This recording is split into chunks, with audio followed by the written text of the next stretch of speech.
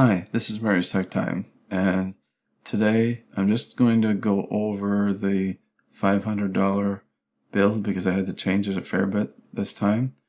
For the last 3 weeks, I've been trying to keep the prices the same and keep the lists from PC Part Picker so that the $600 build is a $600 build, $650 is $650, and the $500 is $500. But I had to change the 500 a fair bit this time because of the prices of everything going up. So I want to go over that real quick. And the other thing is I'm using the microphone that I was talking about on the last one, the NTG 4 Plus. And I'm changing the way I'm using it so that to see if the sibilance will go down a little bit. So we're going to try that and see if that works out. Still trying to get that other video, and hopefully it'll be out tomorrow or the next day. I'm hoping tomorrow because I'm trying to do everything for Thursdays. This one should be coming out today because I just had to change the $500 bill today, like by a whole lot. So anyway, instead of keep talking about it, let's just go through it and make this video short. So the first thing is the cost of it. And I gotta bring us down into here. And the cost of it is $499.19. And the CPU is $138.95. That's for 2600. The motherboard is a B450M DS3H micro ATX motherboard from Gigabyte, $72.99. The memory is Team Group Force Vulcan Z1 8GB 3200 CL16 memory card or stick for $28.99. The reason why I did it this way is so that later, whenever you can afford another $28, $29, you can buy another one exactly the same as this, put it into the second slot to make it dual channel. It's the two gray ones, I think, that you use for the first. And you just go through the motherboard manual and it'll explain to you which ones to do. And then you can have 16 gigs and dual channel. That's because that's much easier to do than the storage, because the storage I only had 240 on there. Now I've got 480. Now that might change. I'm going to try to find 512 because that's another 32 gigs that I can add on to that, which is about half a game now. Some games are around 30, the older, smaller ones. But I'll see if I can find 512 to make it 32 gigs bigger for around the same price. So we'll see about that. And that one's $45.99. And then the video card is an ASRock R570 4GB Phantom Gaming D video card, $129.99. And the case is a Roswell FBM X2 micro ATX for $34.99. And the power supply is an EVGA 500 watt 80 plus weight certified for $47.49 for a grand total of $499.19. So let's just look at each one. This is what the CPU looks like, and that is from Amazon US. These are all US prices. Next one, the Gigabyte. There's the motherboard right there. And it does have a small heatsink across here. These are the ones that are used for your CPU. And these ones up here are mostly used for the graphics part of an APU. So since it's not that, this should be good enough. And as long as you don't overclock it.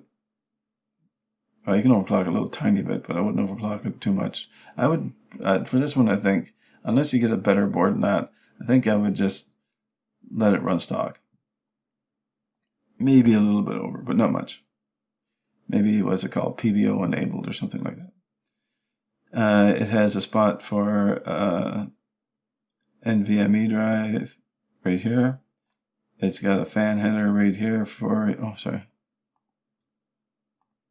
it's got, this is for your NVMe drive. This here is your fan header for your rear fan. These are the two gray ones that I'm talking about for your memory. Now, I'm pretty sure the gray ones are the first ones you put in, but check your manual first and then put it in. Put the memory module in the one that says put one memory module in here. And then whenever you get your second memory module, it'll say put your second memory module in there. And if you put it in the gray one, it'll be the other gray one. If you put it in the black one for the first one, then it'll be the other black one. That's the way it goes. Okay, there's a couple of fan headers, one here, one there. Should be another one right around here somewhere for the front fans. But down here, where is it? This is the audio from the front panel. This is the USB for the front panel. This is the USB 3 for the front panel. That's the USB 2. This is USB 3 for the front panel. This is where you connect your the front panel, like the switches and the lights and stuff and whatnot for the front panel. And that's pretty much it. There's not a whole lot extra in there. Like I say, it's a pretty bare bones one, but at least it has a heatsink on it where it needs to have it. Oh, and it's got the 8-pin for the CPU up here. So that's good. And the 24 pins right there. Those are the two most important ones that use on everything. Now, the next thing is the memory. And like I said, it's only one. And it's that T-Force Falcon. It's 3200. So I went back up 3200, but only got one for $28.99 at Newegg. Next one is the SSD, which is this one right here. And it's a 480 gig. And it runs anywhere from 4 to 10 times the speed of a hard disk drive.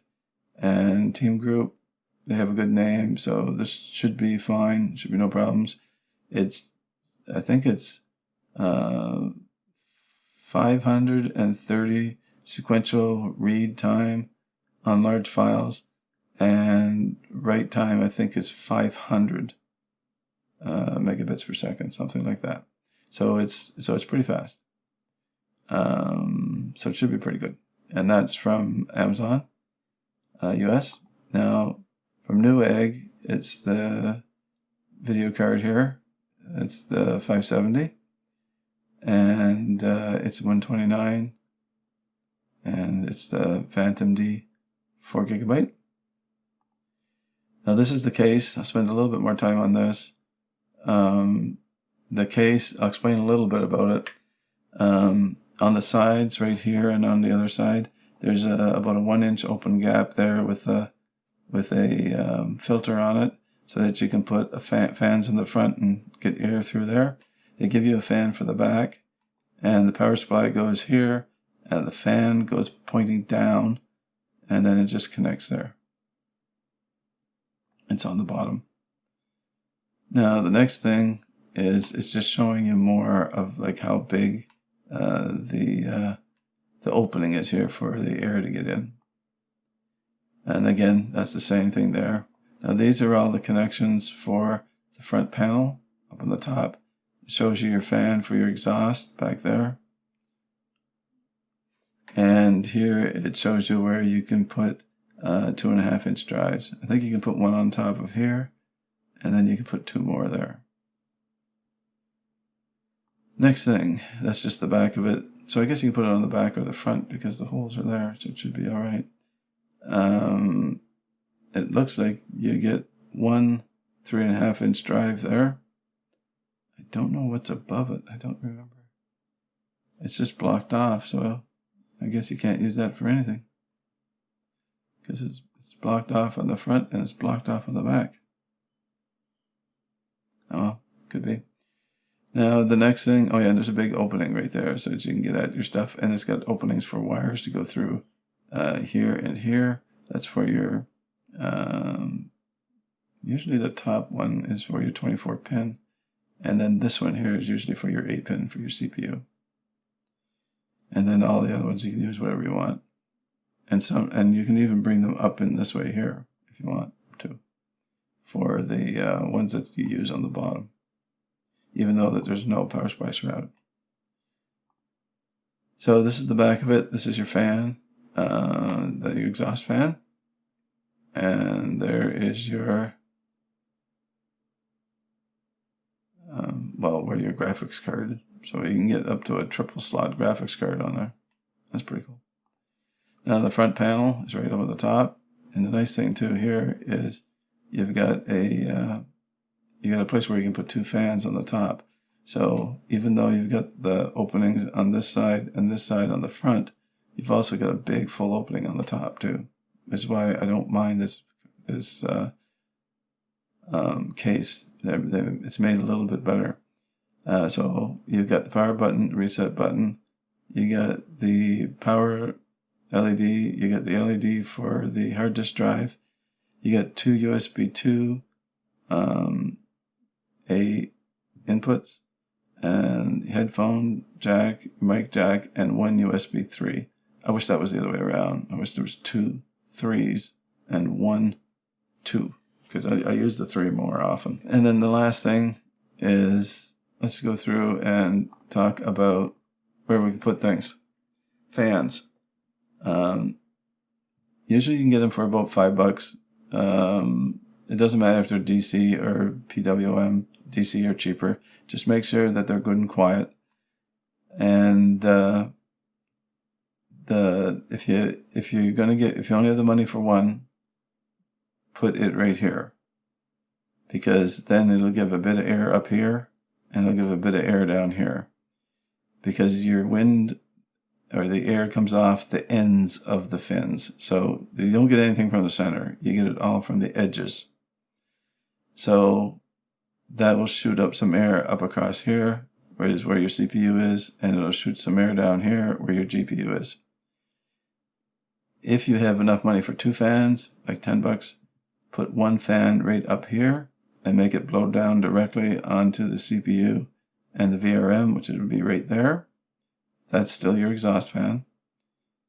So you want that to blow the air out. It's set up that way right now, so just lets it blow the air out. Then the other thing is you would still put your fan here in the middle for your GPU, because this is where your GPU is. And like I said, the wind that's coming from the edge of the fan down here, that's going to go straight across there, and it's going to be used up by your GPU to cool it down. So if you have 2 there and there, if you have 1 here in the middle, both times in the middle.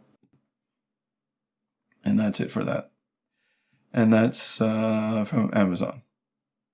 Now, the 500 watt power supply, the EVGA 80 plus weight, is from Walmart. Sorry, apologize. From Walmart. There it is there. And that's a pretty decent price, actually. $47.49. That's not bad. So that's pretty much it. That's all I have to say for today. If you like the video, thumbs up. Don't like the video, thumbs down. I'm trying to get that video for the mic working. I'm having a little bit of a problem, but I think it's my old version of Audacity. I think it's what the problem is. So I'm upgrading that today, and we'll see how it goes. And that should be either out tomorrow or the next day. And hopefully this one will tide you over until I get the other one out. So stay safe, keep well. I'll see you next time. Thank you very much for watching and listening. Bye.